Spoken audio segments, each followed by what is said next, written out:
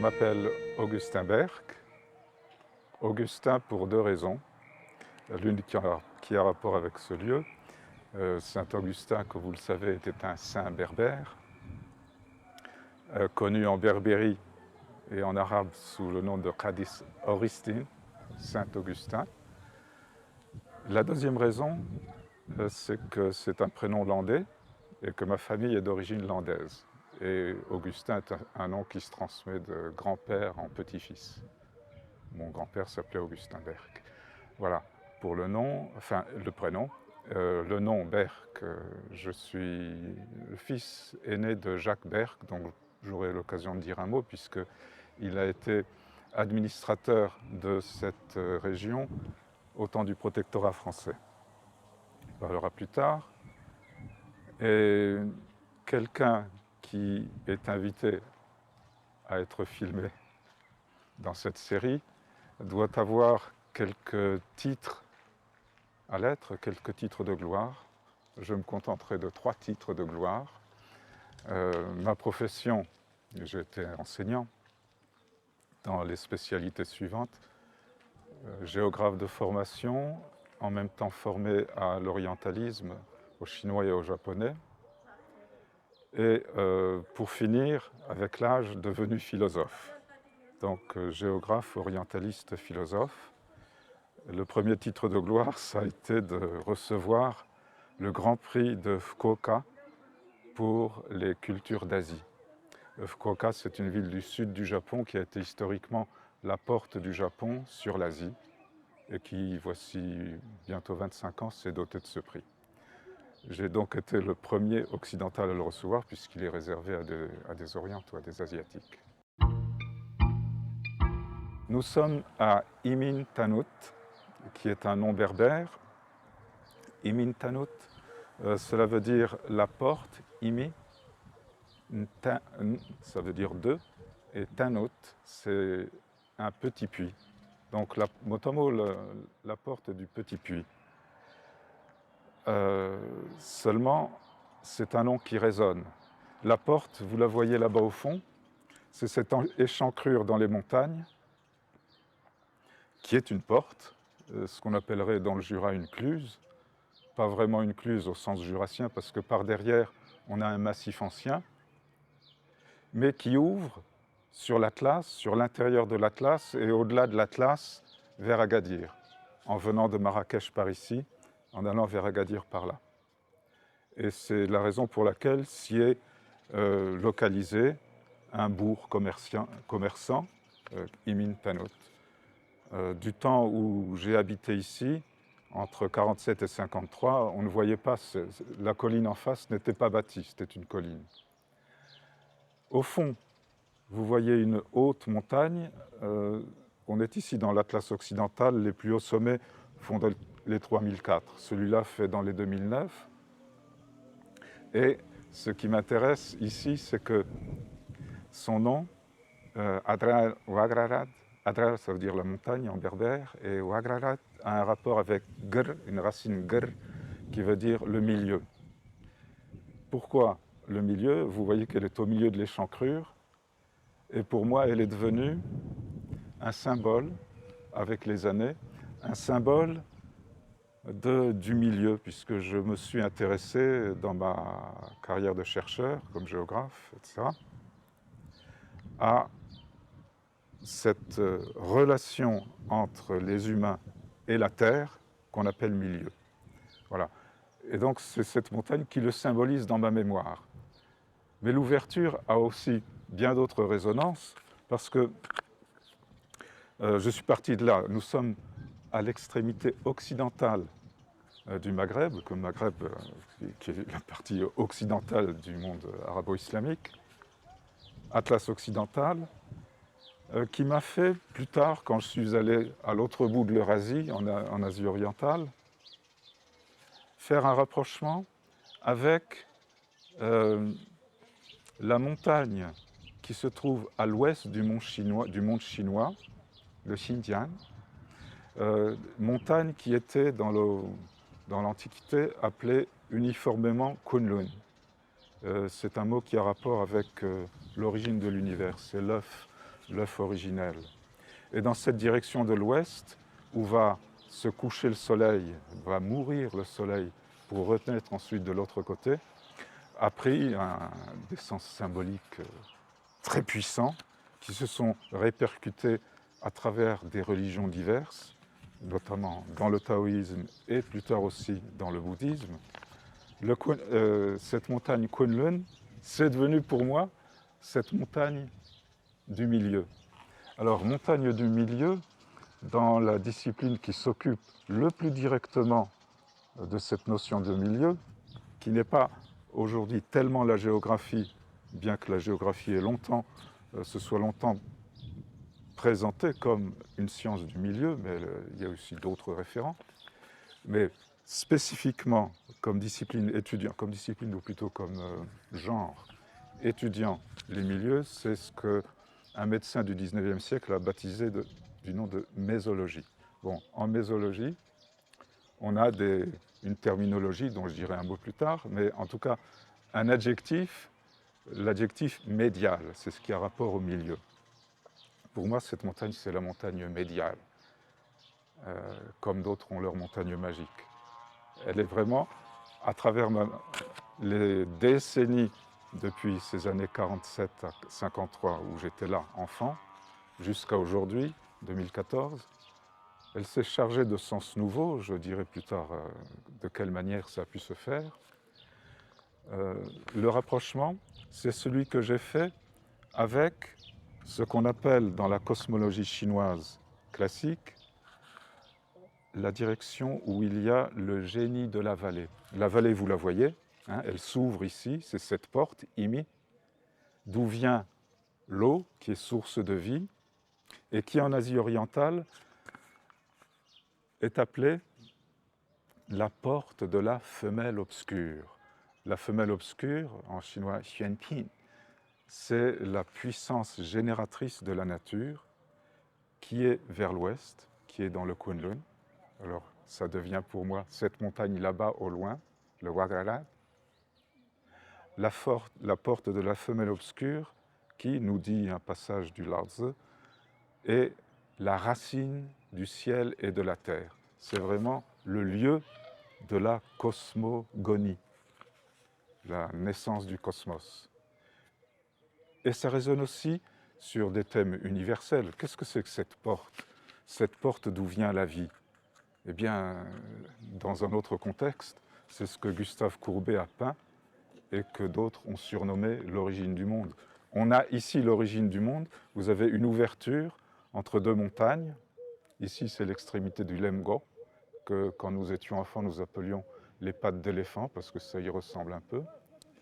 Une autre, la montagne Urgoz, ici, qui à l'époque était nue et qui a été boisée, plantée de pins du temps de mon père.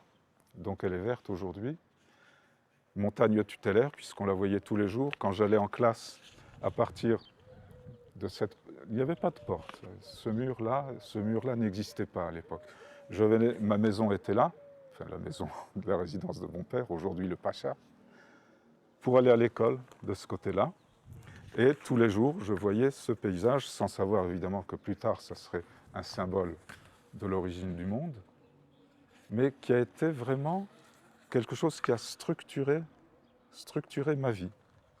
C'est vraiment une structure qui se prête à diverses interprétations, mais qui vous cadre.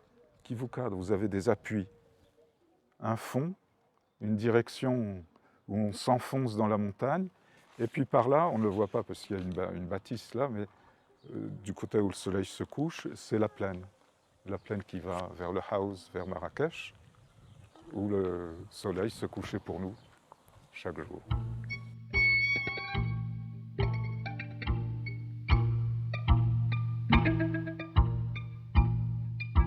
Cette rencontre, elle se fait à 2 étages. Il y a d'abord la petite histoire, qui est mon histoire personnelle. Je suis arrivé ici à l'automne 47, j'avais tout juste 5 ans. Et j'en suis parti l'été 53, j'avais pas encore tout à fait 11 ans, mais disons entre 5 et 11 ans. La raison pour laquelle j'y suis venu, relève, elle, davantage de la grande histoire. Bon, je suivais mes parents, ça c'est la petite histoire. La grande histoire, c'est que mon père, qui était un administrateur dans le système du protectorat, qui jusque-là travaillait à Rabat dans un poste, disons, de secrétaire général auprès du résident général, a eu affaire, au début de l'année 47, un rapport où il s'agissait de se demander, on se demandait ce que devait être l'ordre au Maroc après la guerre et des débuts de soulèvement en Algérie.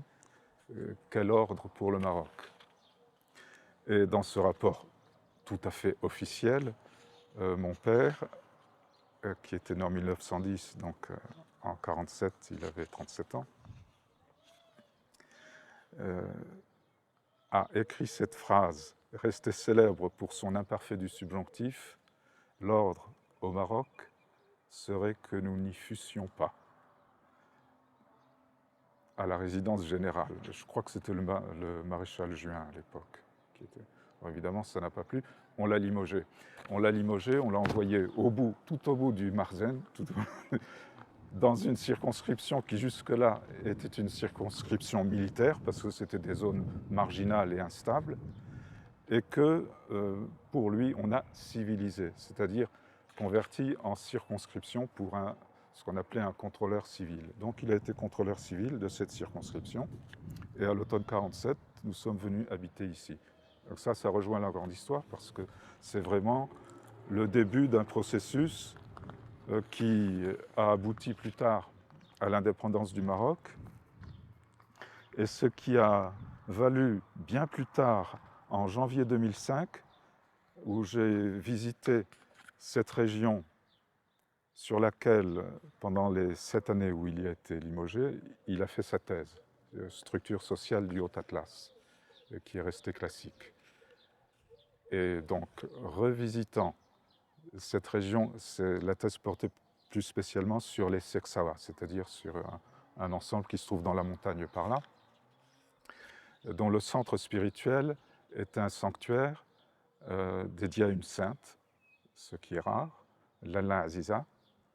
Il y a un mausolée. Et j'ai pénétré, après plus de 60 ans, dans ce mausolée en janvier 2005, et l'on m'a expliqué, on m'a parlé de Jacques Berck, on m'a montré la pendule qu'il avait offerte à la sainte, accrochée au mur, que ma mère avait accrochée elle-même. Et parmi les commentaires, Jacques Berck est l'un des pères de la nation marocaine. Il faut le faire. Pour un administrateur colonial, il fallait le faire. Voilà, ça c'est la grande histoire. Et la mienne a brodé là-dessus plus tard, d'épisode en épisode. Donc ce chemin de 47 à 53, je l'ai suivi quotidiennement pour aller à l'école. Les adjoints de mon père résidaient d'un côté ici, de l'autre là-bas. Par ici, c'était plutôt les maisons des instituteurs. Par là, cette colline que vous voyez, au sommet de laquelle il y a ce qu'on appelle un agadir, en berbère, ça veut dire un grenier collectif, qui aujourd'hui est devenu une prison. J'y passais par exemple pour aller à la piscine de l'autre côté. Il y avait un bassin d'irrigation qu'on avait converti en piscine. Je passais par l'Agadir. Quand je dis je, c'était avec mes frères et sœurs. On était 6 frères et sœurs. La colline était couverte à l'époque d'amandiers et d'oliviers. Il reste quelques oliviers, mais elle est pas mal. Et donc il n'y avait pas ce mur. Là non plus, il n'y avait pas de mur. On a bâti beaucoup de murs. Du temps du protectorat, tout ça était ouvert. C'est depuis l'indépendance qu'on a mis des murs partout. Et le mont Urguz, donc, qui était nu à l'époque, et on voyait mieux ses couleurs, et puis la falaise qui le borde, comme ça, qu'on retrouve de l'autre côté. C'est des calcaires jurassiques, derrière lesquels, puisque le massif ancien est derrière lesquels il y a des marnes du Lias qui sont blanches. Le calcaire, là, comme vous voyez, il est rougeâtre. Ça fait un beau contraste. Et ces marnes qui sont blanchâtres, verdâtres même, plus on remonte vers l'ancien, on rencontre le Permo-Trias. C'est une période où elle est extrêmement sèche, où ce qu'il en reste aujourd'hui, ce sont des roches rouges, rouges violacées, qu'on appelle tafza parce qu'elles s'effritent facilement. Comme vous le savez, c'est une époque de l'histoire de la Terre où la vie a presque cessé sur Terre. C'est une des grandes extinctions. Et on le voit dans le paysage, quelquefois vous avez vraiment le contraste entre le blanc du lias et le violacé du Trias, Permo-Trias. Ça se fait comme ça en quelques mètres, on le voit. Au Maroc, ça se retrouve assez souvent comme paysage. Après quoi, on entre vraiment dans l'ancien, le massif ancien, c'est des schistes qui sont noirâtres. Des schistes noirâtres avec aussi des intrusions granitiques plus claires. Et toute cette région, donc, en arrière, ça s'appelle les Seksawa.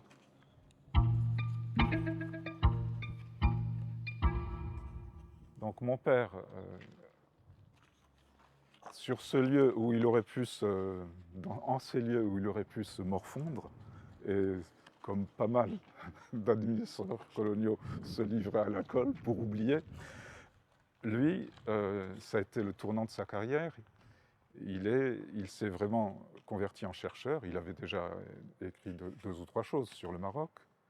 Mais là, vraiment, c'était le tournant après lequel il est devenu universitaire. Après un bref épisode à l'UNESCO en Égypte.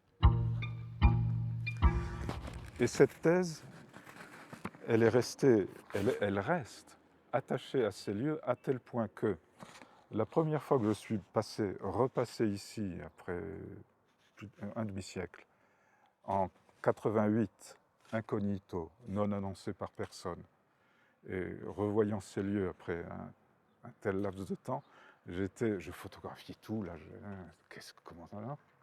À tel point que photographiant les bâtiments administratifs qui sont par là-bas, où avait travaillé mon père, je me suis fait alpaguer et traduire immédiatement devant le caïd, parce que le pacha était absent, donc c'était le caïd des Seksawa qui était là. Bon, alors, j'ai expliqué qui j'étais, j'ai montré mon passeport et tout. Et bon. Il m'a recasé et il m'a montré juste en face de son bureau, le livre de mon père était là, et il m'a dit, il nous est très utile pour comprendre ces tribus que nous avons à administrer. Autrement, il ne les connaîtrait pas. Eux, ils circulent comme circulent des préfets ou des sous-préfets. Ils se trouvent devant des gens qui... voilà, donc ça... Et ça l'est resté. Nous étions, hier ou avant-hier, devant le gouverneur général de la province, à Sissawa, et lui aussi nous a parlé de cette thèse, qui est pour eux un instrument de travail indispensable. Et c'est au fond la raison pour laquelle nous pouvons aujourd'hui tourner ce film ici, c'est avec l'aide d'une association qui a été fondée par des gens d'une des tribus de l'intérieur. Enfin, le tribu n'est pas exactement le mot qui convient, mais je l'emploie parce que je ne suis pas anthropologue, je ne maîtrise pas ce vocabulaire, mais disons tribu, Aitpan, qui un jour m'ont contacté, un jour de 2005, leur association qui s'appelle Fulma, m'a contacté alors que j'étais au Japon, j'étais à Kyoto cette année-là, en 2005. Fulma est un mot qui veut dire, c'est un toponyme qui est dans les montagnes des Aitpan, au pied du Tabgurt, c'est 3400. C'est une magnifique montagne qu'on voit très loin quand on arrive. Fulma, c'est un toponyme où il y a de l'eau, et qui peut-être viendrait, à mon avis c'est une fausse étymologie, parce que ça ne peut pas être d'étymologie arabe alors qu'on est en plein pays berbère. Mais bref, fouq, ça veut dire au-dessus, ma, c'est l'eau. Fouq le ma, ça veut dire au-dessus de l'eau, parce qu'il y a de l'eau sous terre, beaucoup d'eau sous terre. Donc ce lieu-là s'appellerait Fouq le ma, parce qu'on serait au-dessus de l'eau. Bon, je n'y crois pas trop. Mais puisque eux-mêmes se permettent des déplacements comme ça, moi je m'en permets un autre. Je parlerai plutôt, malheureusement toujours en arabe, ça serait foum ulma. Foum c'est la bouche et l'ouverture. Foum ulma, ça serait la bouche d'où sort l'eau. Et les chancrures que nous avons vues tout à l'heure dans la montagne, par où sort l'eau sous la forme d'un asif, c'est-à-dire d'un oued. Asif c'est le mot berbère. Asif imin tanout, l'oued d'Imin Tanout, source de vie, puisque c'est ce qui permet cette verdure dont on voit un peu, et les oliviers dans la vallée le long de l'Oued, qui rejoint la femelle obscure dont j'ai dit un mot tout à l'heure, parce que la femelle obscure, dans un passage du Lars qui est très poétique, il dit « le génie de la vallée ne meurt pas », puisque c'est la puissance génératrice qui ne meurt jamais. Et on l'appelle la femelle obscure, et la femelle obscure, c'est la racine du ciel et de la terre. C'est l'eau qui coule de la vallée, grâce à laquelle il peut y avoir l'agriculture dans la plaine. Donc c'est vraiment une rencontre cette fois, c'est aussi un tout petit peu tiré par les cheveux, puisque ce point d'eau qui est Tanout, un puits, un petit puits, en Tanout, bref, enfin je ne vais pas entrer dans le détail, mais quand il y a un T, ça féminise et ça rend plus petit et plus mignon. Pour un petit puits. Qui est devenu, bizarrement, le point d'attache de mon retour, de mon vrai retour dans cette région, parce que si Fulma, l'association Fulma pour le développement, la protection de l'environnement, l'éducation et l'émancipation féminine, ce qu'on ne fait pas tous les jours en pays islam. Ils m'ont contacté parce qu'ils avaient eu vent de ma visite, de notre visite avec mon épouse Francine en janvier 2005, à l'occasion d'une invitation où j'avais eu à faire des conférences au Maroc. Et on m'avait demandé « Est-ce que vous voulez visiter un peu l'intérieur ?» J'ai dit « Je voudrais aller là, je voudrais aller à Lala Aziza ». Ils m'ont contacté parce qu'ils avaient eu vent de ce que j'avais dit à ce moment-là. Je dis que si je pouvais, enfin très banalement, si je peux faire quelque chose pour ce pays que j'ai tant aimé, comme disait Napoléon. Et bref, ils ont retrouvé ma trace à Kyoto et ils disent on vient de fonder une association pour faire ceci, cela. Je dis ah bon, très bien.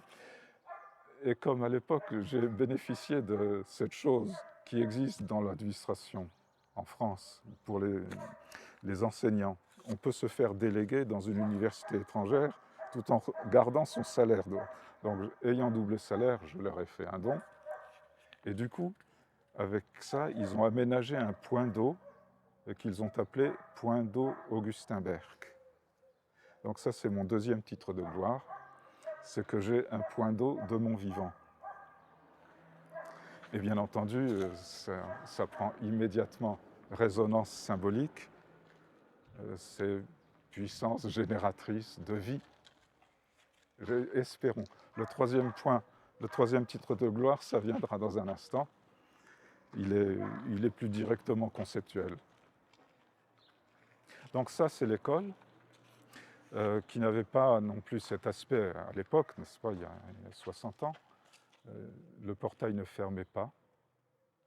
Et à l'automne 1947, c'est aussi un moment symbolique pour moi parce que c'est c'est la première date que, en tant que date, je me rappelle avoir prononcée. On est en 1947. 1947, la guerre était finie depuis 2 ans seulement. Et c'était mes débuts à l'école, parce que avant j'étais à Rabat et j'avais fréquenté ce qu'on appelle aujourd'hui la maternelle, un peu, 1 an peut-être. Et je me suis retrouvé là, discutant un jour d'automne, pluvieux, avec les enfants. Donc cette école, je vais en dire un mot à mesure qu'on s'en approche, le bâtiment que vous voyez à la suite, qui est aujourd'hui un internat, à l'époque c'était la prison. Aujourd'hui la prison, ils l'ont transférée dans l'Agadir. Mais c'était là, la prison, Et mon père, en arrivant, un de ses premiers gestes a été de convertir un local de la prison en école. Il n'y avait pas d'école. Et cette école a été baptisée École musulmane de garçons d'Imin Tanout. École musulmane de garçons d'Imin Tanout, elle a immédiatement dérogé à son titre, puisque il n'y avait pas seulement des musulmans, moi j'étais pas musulman, et il y avait aussi des filles. Ma sœur aînée a été la première fille dans cette classe. Bien entendu, c'était une seule classe, tout le monde ensemble, les grands, les petits. On voit la porte, derrière le portail, on voit la porte de cette première classe, qui était donc, avant, l'année précédente, était encore une prison. Et qui, à l'époque, était déjà du préfab, comme vous pourrez voir de plus près. C'était du préfab qui est toujours là.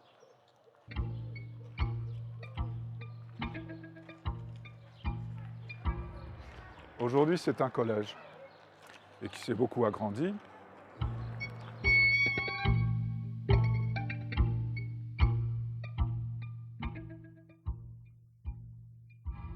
Au départ, ça a été, disons, négatif parce que c'est l'arrachement d'avoir quitté ce lieu à 11 ans, alors que j'y avais passé les années où un enfant se forme. Là, quand on dit partir, c'est mourir un peu, c'était vraiment mourir un peu. Et puis, ça m'a tellement, d'avoir quitté ce lieu m'avait tellement marqué que pendant des décennies par la suite, j'ai souvent rêvé le retour à Imin Tanout. C'était devenu mon rêve classique, le retour à Imin Tanout, à tel point que, à force, je savais dans le rêve que c'était un rêve. Ce qui est un phénomène curieux, ça arrive. Mais là, vraiment, c'était régulier. Je retrouvais avec plaisir ce rêve, sachant que c'était un rêve. Ce qu'on peut analyser philosophiquement aussi, même logiquement, c'est-à-dire que l'ancien rêve devenait le sujet d'un nouveau rêve qui était le prédicat de cet ancien rêve, et ça résonnait avec les théories que j'étais en train de construire petit à petit à propos des milieux humains, dont on va parler aussi.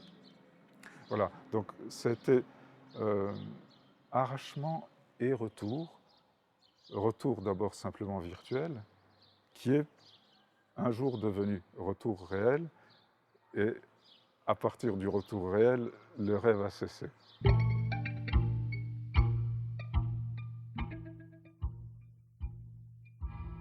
Le changement s'est fait petit à petit.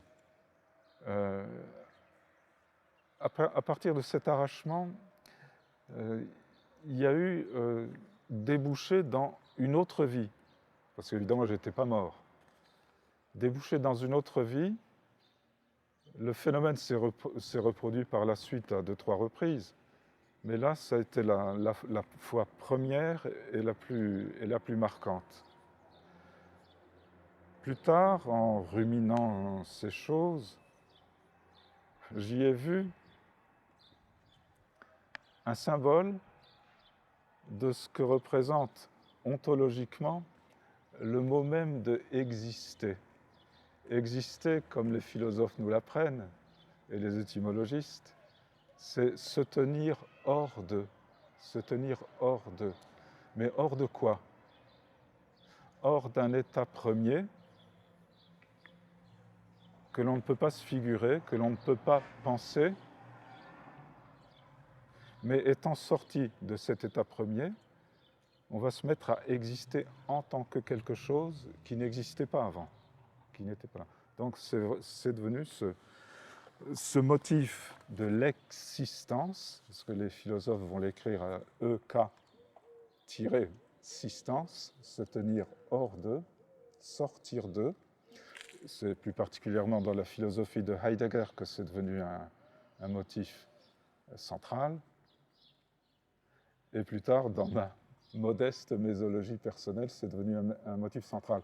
Pour les raisons que je vais expliquer, justement, du point de vue conceptuel, des images telles que celles-ci, cet arrachement suivi de retour à, c'est l'essence, enfin c'est l'incarnation, c'est le vécu de ce que conceptuellement j'ai appelé trajection.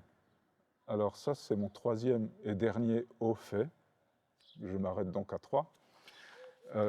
Un concept que j'ai initialement forgé après quelques années passées au Japon et ayant vu et senti directement à quel point la relation des Japonais à la nature rentre mal ou ne rentre pas du tout dans le schéma dualiste que nous avons en Europe depuis, disons, depuis le XVIIe siècle.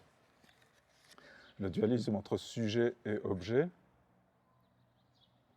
est inadapté. Ça n'est pas ça, la réalité que ressentent les Japonais à propos d'eux-mêmes, et que les étudiants, et notamment ayant fait ma thèse là-bas sur une île, l'île du Nord, l'île de Hokkaido, une thèse de géographie, sur une question tout à fait géographique, c'est-à-dire la colonisation de cette île du Nord par les Japonais, qui l'ont entreprise systématiquement à partir de Meiji. Ils étaient là avant, initialement les premiers contacts c'est le XIIe siècle, c'est donc très ancien, mais la véritable colonisation, c'est-à-dire avec peuplement et défrichement, ça date de Meiji, à des détails près. Le sujet de ma thèse, c'était de me demander pourquoi et comment une société de riziculteurs venus du Sud, arrivant dans une île du Nord où, a priori, la riziculture était impossible, comment ils l'ont perçu, comment ils l'ont vécu et qu'est-ce qu'ils en ont fait. Eh bien, ce qu'ils en ont fait en un demi-siècle, ça a été la première région rizicole du Japon. Et petit à petit, une région où le riz est devenu tout à fait potable, parce qu'au début, il était de bien mauvaise qualité. Alors que les conseillers, surtout américains, que s'était donné le gouvernement japonais, le gouvernement de Meiji, représenté par un commissariat à la colonisation qu'on appelle le Kaitakushi, non seulement entendaient implanter des techniques copiées de celles de la Nouvelle-Angleterre, c'est-à-dire du blé, de l'élevage laitier et de la pomme de terre. C'était ça la trilogie censée fonder l'agriculture à Hokkaido. Le détail qui clochait là-dedans, c'est que pour soutenir une telle agriculture, il fallait des agronomes, ce que n'étaient pas les immigrants. Les immigrants qui étaient, c'était des paysans pauvres, chassés par la misère, illettrés. Évidemment, ils n'étaient pas en mesure d'appliquer cette technique, cette agronomie conceptuelle. Qu'ont-ils fait? Eh bien, en une série d'innovations venues d'eux-mêmes, ils ont implanté la riziculture dans cette île. C'était le titre que j'ai donné à la version civile de ma thèse, La rizière et la banquise. C'est que Hokkaido, sur la côte nord, la banquise vient clore la côte pendant 3 mois. Et en été, vous voyez des rizières. C'est un spectacle rare. Mais c'est, je crois, le seul endroit du monde où on peut voir ça. Bon, la question, en la ruminant, est devenue comment une société immigrant dans un environnement inconnu et hostile crée un milieu. Voilà. Comment une société crée-t-elle un milieu? Ça, c'est la question de fond. Mais j'avais un point de comparaison, c'est comment, d'une part, les immigrants ont-ils vu, vécu, perçu cette île, c'est une chose, et comment, d'autre part, les conseillers étrangers du gouvernement et le gouvernement l'ont vu, eux, de leur côté. Là, il y avait vraiment 2 visions très différentes, dont l'une s'est imposée. Voilà.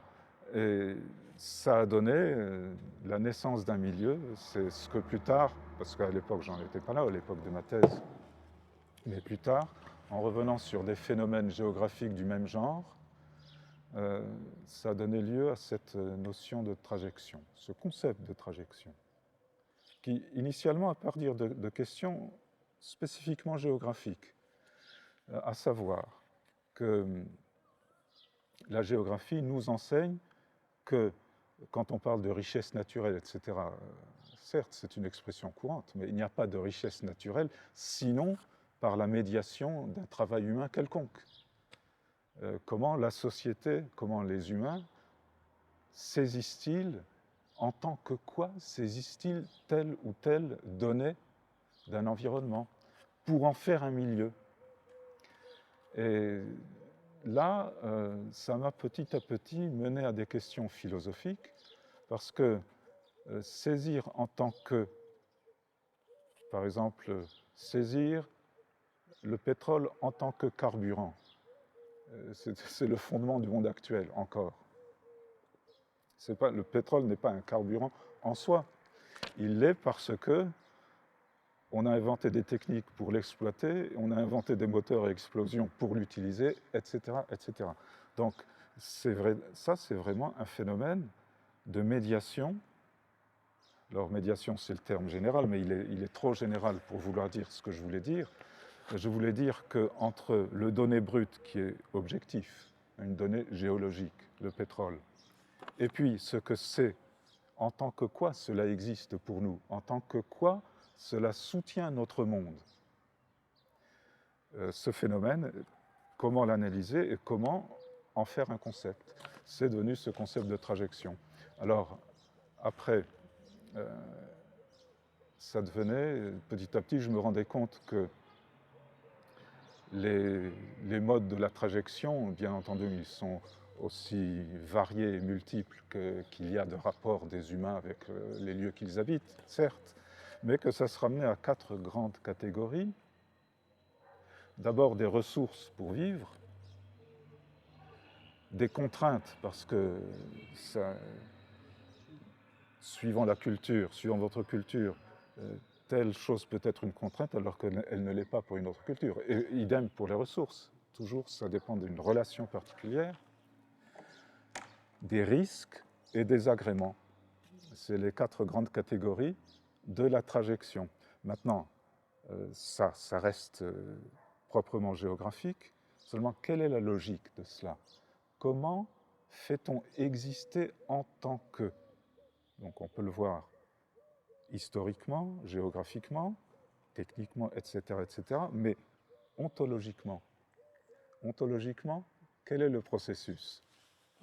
Alors ça, je n'ai pu le comprendre qu'après avoir fréquenté des philosophes japonais, enfin fréquenté de la philosophie japonaise, et plus spécifiquement ce qu'un philosophe, disons le philosophe japonais le plus connu du XXe siècle, qui s'appelait Nishida Kitaro, parce que le patronyme vient d'abord, Nishida Kitaro, avait baptisé logique du lieu.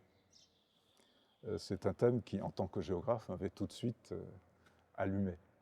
Mais pendant très longtemps, enfin, de nombreuses années, je n'avais pas osé m'y aventurer parce que c'était de la philosophie, et puis en plus c'était de la philosophie difficile, m'assurait-on. Mais j'ai fini par m'y aventurer et découvrir ce que donc, Nishida a baptisé logique du lieu, qui est finalement quelque chose de très flou. Il n'a jamais véritablement défini ce qu'il entendait par là, et il a employé des expressions diverses pour en parler. Mais ça s'est résolu finalement en 2 expressions principales, logique du lieu, basho no ronri, et logique du prédicat, jutsugo no ronri. Pourquoi logique du prédicat? Dans le contexte de l'époque, c'était censé dépasser la logique du sujet au sens logique du terme, c'est-à-dire ce dont il s'agit, que nous tenons d'Aristote, qu'Aristote était le premier à mettre en forme, et qui a dominé la pensée occidentale d'Aristote à nos jours. Et le Japon, dans sa tentative de s'émanciper de cet Occident qu'il avait imité et de dépasser l'Occident et même de culbuter le paradigme occidental. Le foyer conceptuel de ce dépassement de la modernité, modernité étant entendu évidemment comme modernité occidentale, le motif ontologique, le foyer ontologique, ça a été cette logique du lieu et logique du prédicat.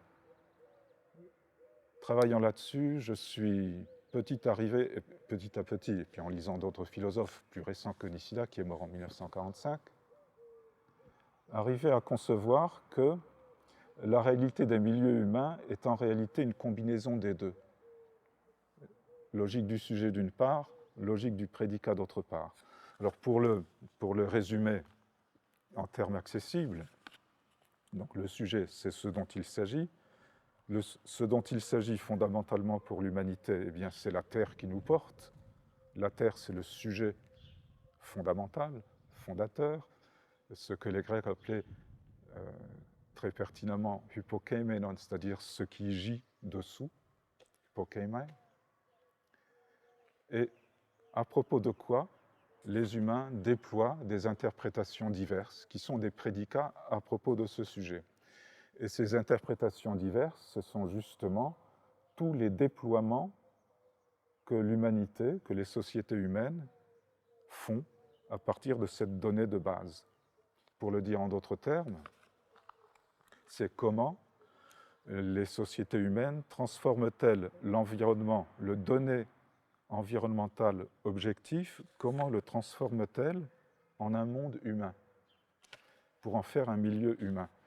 Eh bien, ontologiquement et logiquement, ça relève de ce que j'ai appelé trajection, c'est-à-dire la combinaison de ces deux logiques, logique du sujet qui a enfanté, après presque 2 millénaires, qui a enfanté la révolution conceptuelle et scientifique du XVIIe siècle, qui a, pour la première fois dans l'histoire de l'humanité, qui s'est donné les moyens d'approcher au plus près le sujet, c'est-à-dire l'en-soi du donné environnemental, à toute échelle. C'est-à-dire aussi bien dans un paysage, on va analyser les données géologiques, etc. Bon, bref, c'est l'origine de la science moderne. Ça relève fondamentalement de la logique du sujet. En quelque sorte, l'idéal que s'est donné ce paradigme moderne, classique, c'est de absolutiser le sujet. Alors, ça s'écrira S. Absolutiser S, un en soi. Inversement, culbuter la logique du sujet en logique du prédicat, ça veut dire absolutiser le prédicat, d'ailleurs explicitement, Nishida absolutise le prédicat.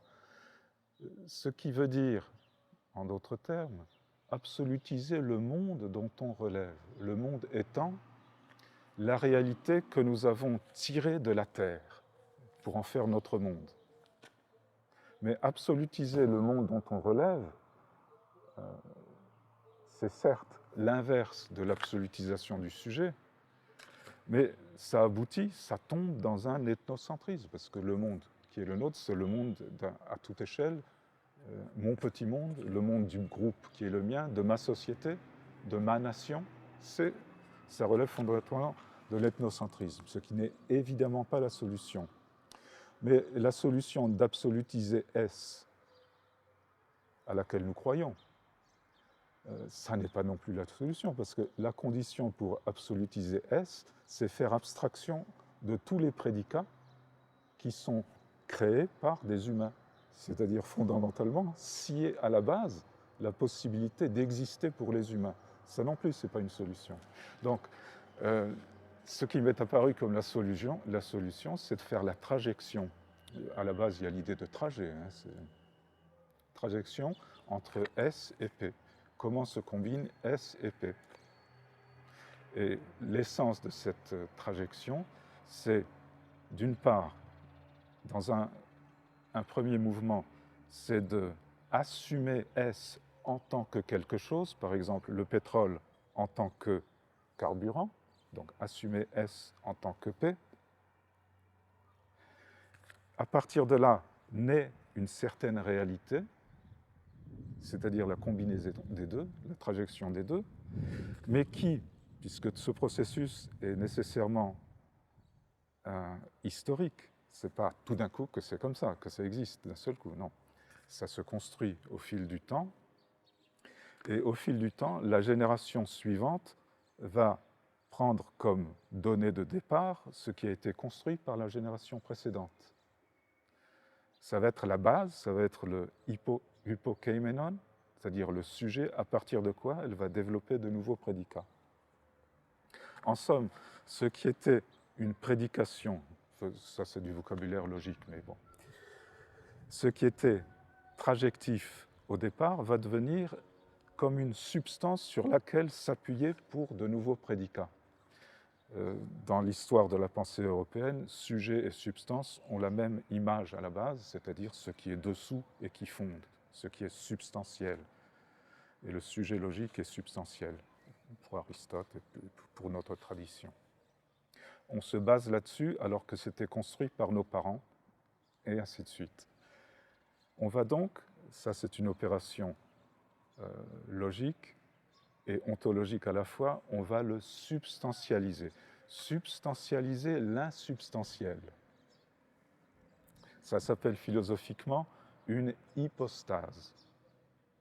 Hypostase, c'est quelque chose que les religions ont beaucoup commenté, mais ici c'est dans un sens qui touche directement au rapport des humains à l'environnement. Hypostasier ce qui était insubstantiel ou substantialiser ce qui était insubstantiel, c'est ça qui va construire au fur et à mesure une certaine histoire à une échelle de temps qui est celle de l'histoire humaine. Mais où commence cette histoire? Eh bien, elle commence bien avant l'humain, elle commence avec la vie sur la planète Terre.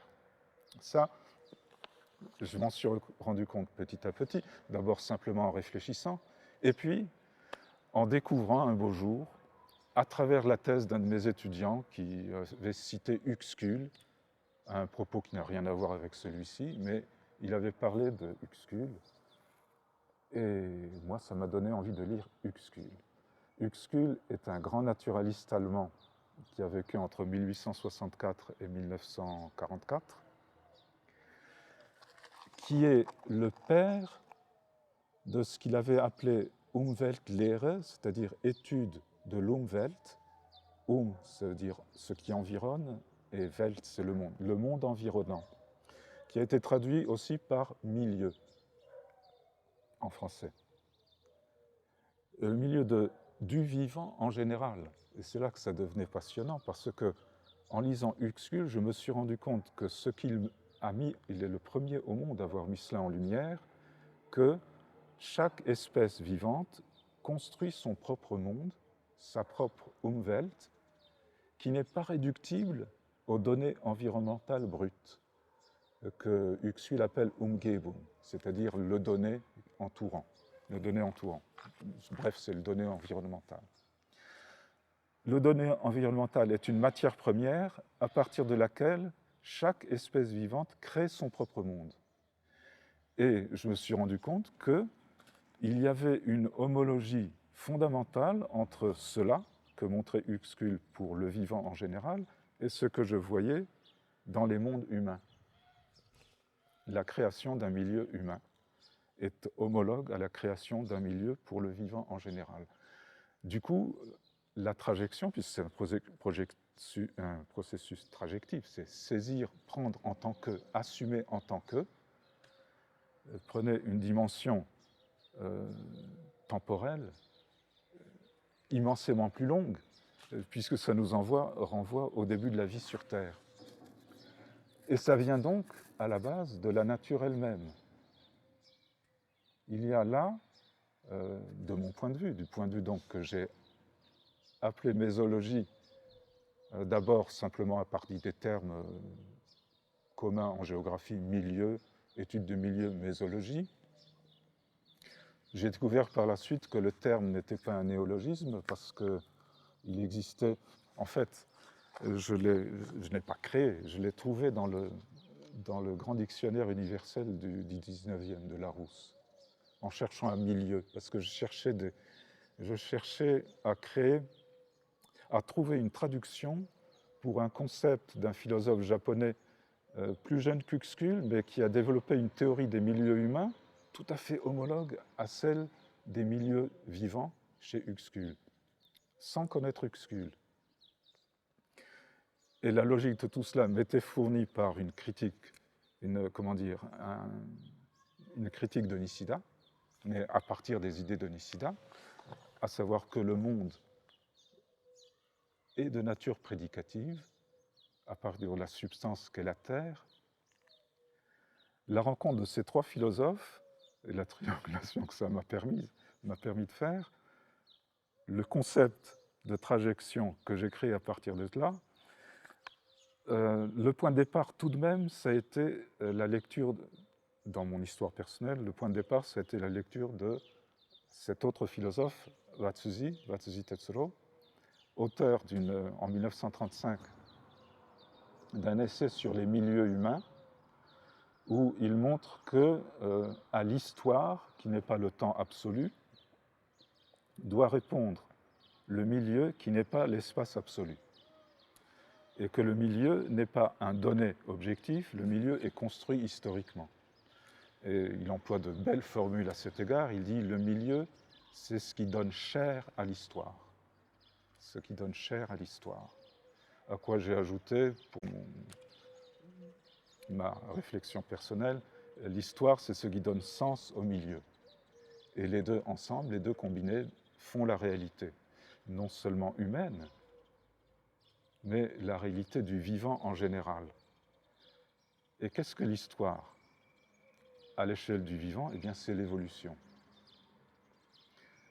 Ce qui me permettait de mettre en perspective et l'évolution et l'histoire sur un fondement à la fois logique et ontologique.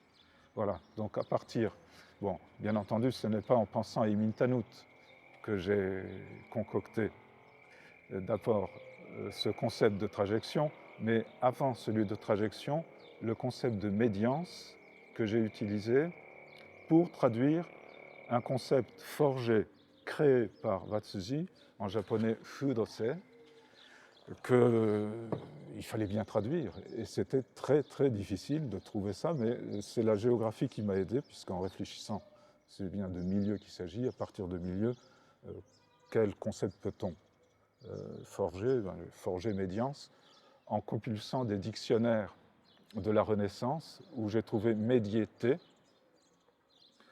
Alors, médiété, ça avait le sens de quelque chose qui est de qualité moyenne. Donc, ça avait déjà un certain sens. Il me fallait un concept vierge. Donc, le doublon en dérivation populaire de médiété, qui est une dérivation directe du latin, c'était médiance. Voilà. Médiance et trajection sont devenus les deux mamelles de la mésologie telle que je la pratique.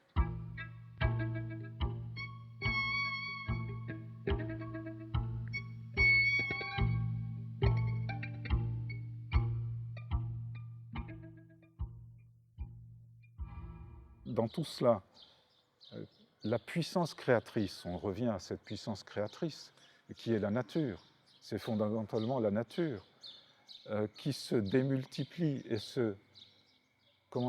elle renaît à elle-même indéfiniment.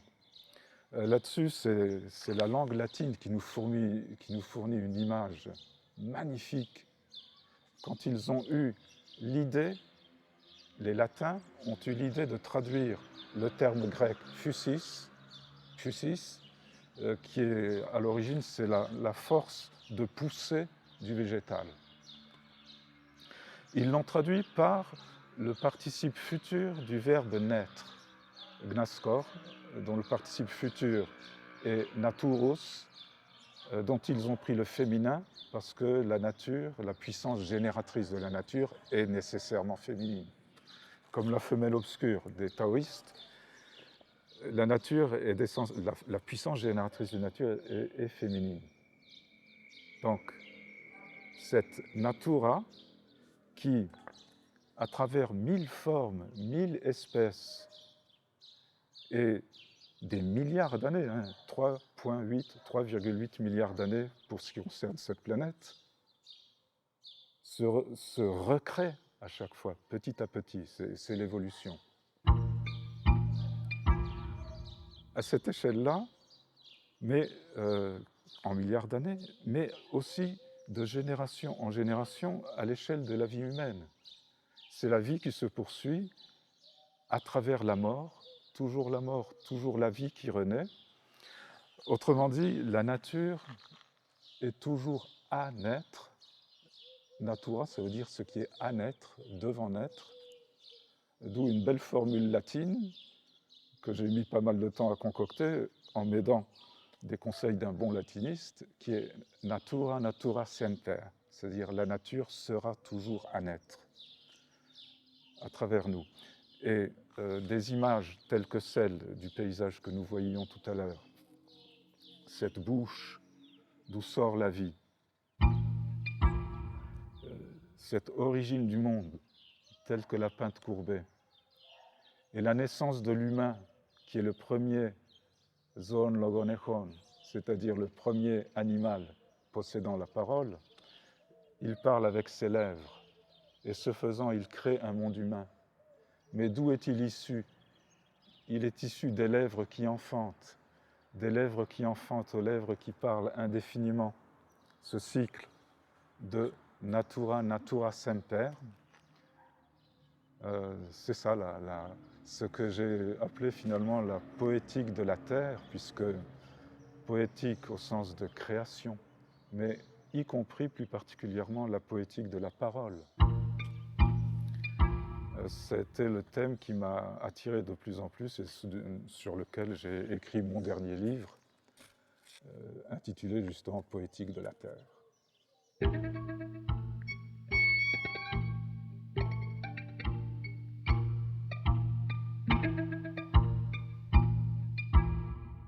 Eh bien, le contact qui m'a permis de revenir ici véritablement, c'était l'appel de la société Fulma, sur laquelle, comme je disais tout à l'heure, je fais des jeux de mots à ma manière en disant c'est la bouche d'où sort l'eau, Fulma,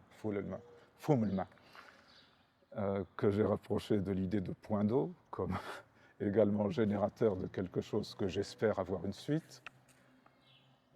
Cet appel, c'était tout à fait quelque chose du monde d'aujourd'hui, puisque c'était pour le développement, la protection de l'environnement, l'éducation et l'émancipation féminine. On rencontre là des problèmes de base du monde actuel et qui sont incarnés directement dans une rencontre personnelle, dans une œuvre personnelle, dans un attachement personnel, puisque c'est à la fois le lieu de mon enfance et un lieu qui n'a cessé de m'inspirer par le rêve, et puis ensuite par des théories, des concepts, des livres. Voilà, c'est vraiment embrayé avec le monde et embrayé de manière sensible, parce que ça n'est pas embrayé avec un monde abstrait. C'est vraiment très concret ce que fait Fulma, par exemple. Entre autres détails concrets, ça nous permet d'être ici aujourd'hui, puisque c'est eux qui ont organisé les contacts avec l'école, avec le gouverneur, etc. Bref, c'est un aspect tout à fait concret. Mais j'emploie concret dans un sens plus vaste, celui qui permet justement qu'il y ait réalité, la réalité n'étant pas une abstraction qui serait un pur S, le sujet, ce dont il s'agit, bref, l'objet en soi, parce qu'il faut faire attention que le sujet du logicien, c'est l'objet du physicien. Le sujet, c'est un terme traître, très traître. Bref, l'objet en soi, c'est le sujet du logicien. Mais ça, ce que les sciences dures revendiquent comme la véritable réalité, on peut l'appeler le réel avec un grand R, mais ce n'est pas la réalité. La réalité nécessite un interprète de ce S, un interprète qui le saisisse en tant que quelque chose, c'est-à-dire qui saisisse un certain objet pour en faire une réalité, c'est-à-dire une certaine chose. C'est ça. Donc la concrétude, c'est s'occuper des choses et non pas d'objets. Contrairement à un penchant que nous avons pris, en confondant concret et matériel, voilà, ça c'est du concrete, comme diraient les anglo-saxons, voilà. Donc c'est ça qui existe. Mais non, ça ne peut exister que parce qu'il y a une chose telle qu'une école et des enfants qui peuvent... Il y a intérêt à ce que ça ne soit pas de la boue en hiver, etc. Donc la concrétude, plus même la concrescence, qui est le croître ensemble des choses et des humains, pour ce qui est du monde humain, à travers quoi nous existons. Les choses existent, elles sortent de la gangue de l'objet pour devenir une véritable chose, c'est-à-dire pour devenir réalité. Et nous-mêmes existons dans cette relation.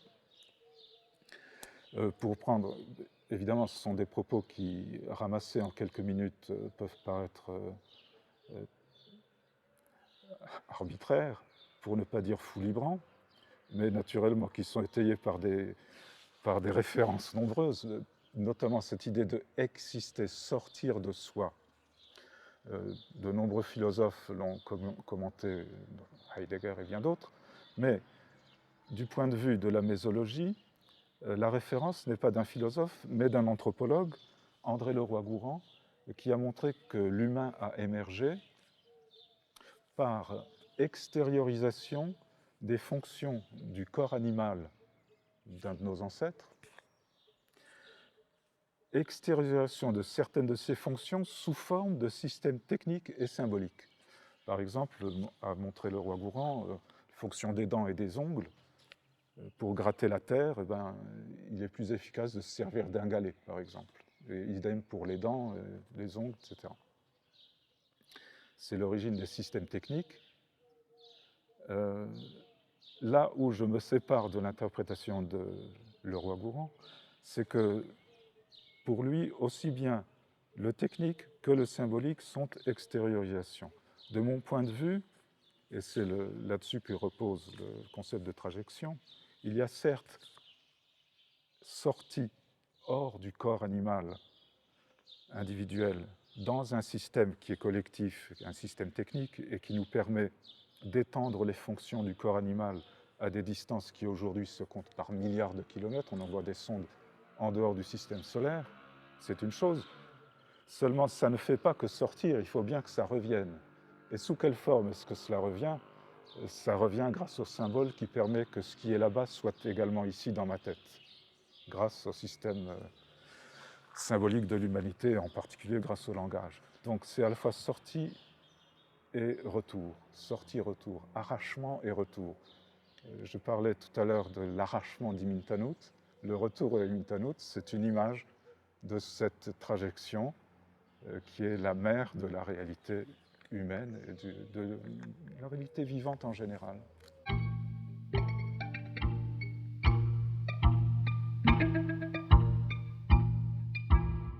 Il compte à tous égards, mais d'abord, le plus simplement du monde, il faut de l'espace pour qu'il y ait quelque chose plutôt que rien. On va partir de là. Mais l'espace, en ce sens-là, il est beaucoup trop proche de l'espace absolu qui a été que la mésologie critique, puisque la réalité, ce n'est pas simplement du temps et de l'espace absolu, c'est de l'histoire et des milieux. Donc, comment l'espace devient-il quelque chose de concret, de sensible et de vécu ? C'est ce que nous montrent les études, et les sciences humaines en particulier, mais pas seulement les sciences humaines.